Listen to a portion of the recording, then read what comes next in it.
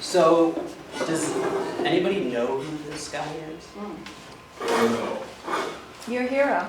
Well, yeah.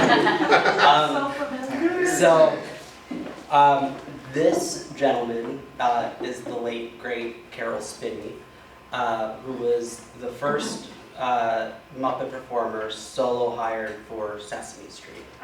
So he's the man inside and under and behind Big Bird and Oscar the Grouch, which is where I now take this off.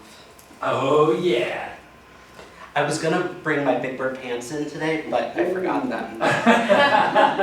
So we got some Big Bird happening here. We got some Big Bird. And this my friend made me. It was an Oscar award. So Wow. there's that. An Oscar. So my story with Caroll starts from a very young age at a KB toy store. Emily, a KB toy store was a toy store. It was like. I'm not, I know.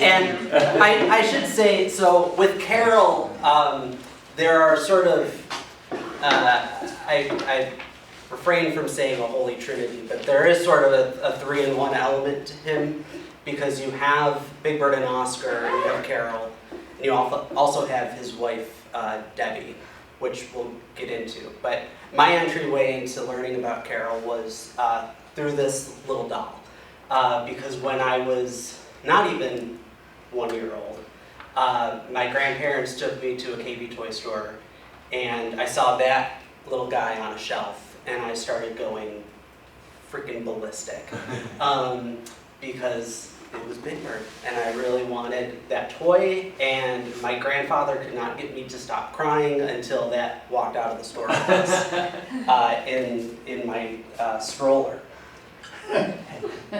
And what that says about that is that, like, I was 100% that kid.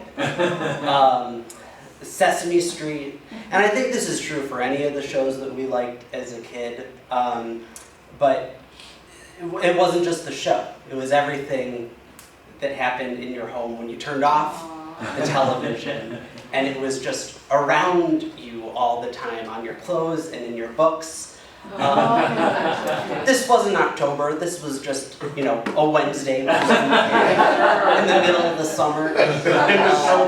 And you could see the Bert and Ernie there on the piano too. And Caroll, of course, was the man who brought this all to life. And what was really cool about his characters, and again, my relationship with the show, is that every year, the bus and truck would come through to Shays, and Sesame Street Live would come, and it was like seeing Hamilton and the Rolling Stones and like Jon Stewart all at once. It was like the greatest kind of TED Talk with fireworks, and it was just fantastic. But what's interesting is that, so if we look at these characters and kind of their size and proportions, this is what they look like when they're on the show. This is what it looks like on Sesame Street Live.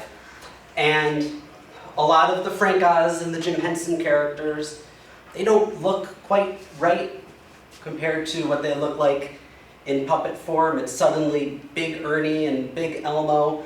But there was a kind of magic to the fact that Caroll's characters, Big Bird and Oscar, were pretty much a one-to-one. Oscar was a little Big Bird was a little stiff. But there was a kind of magic that as you heard his voice piping through the sound system at Shays, where it just felt like he and his characters were there. And it was incredible. And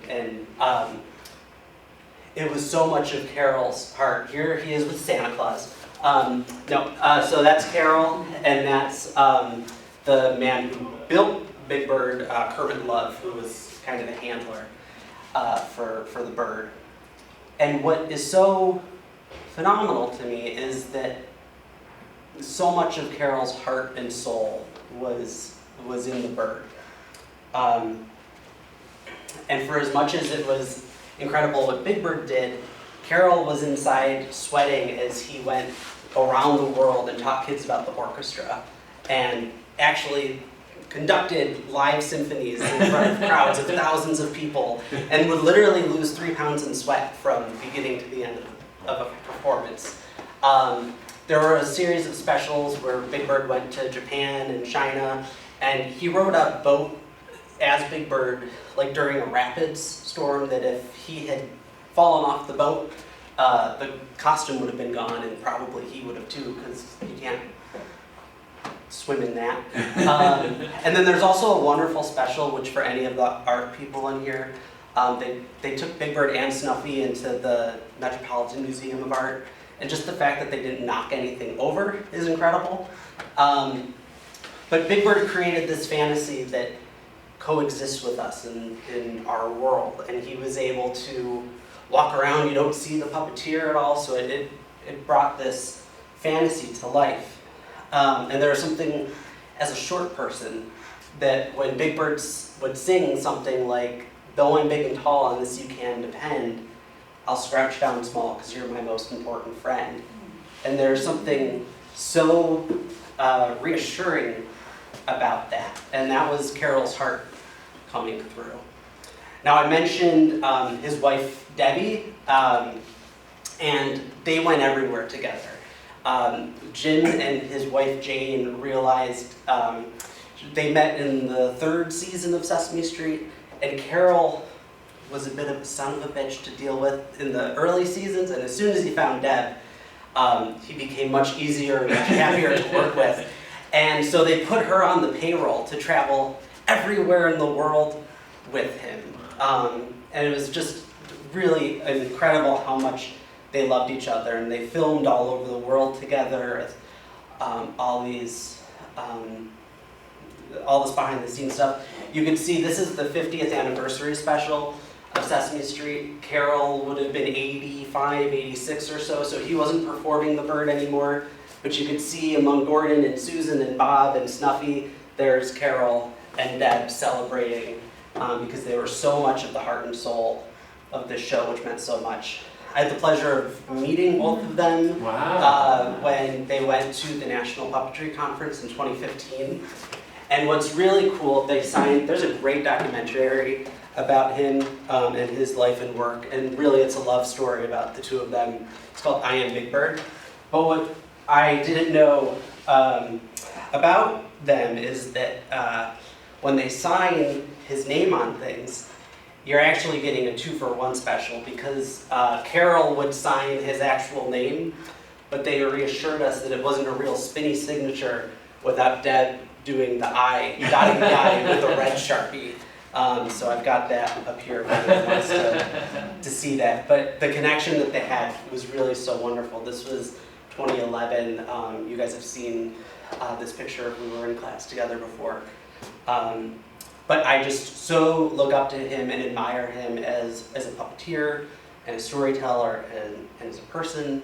And I have the pleasure now of actually volunteering at Oshai as Big Bird for the kids I work with the child life department.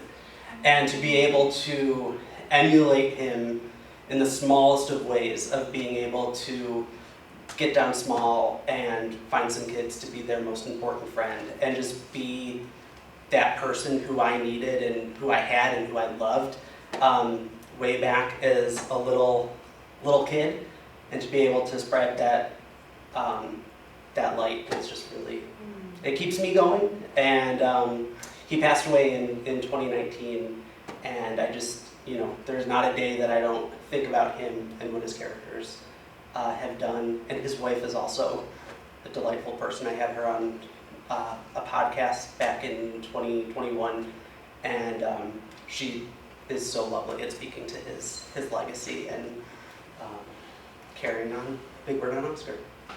So.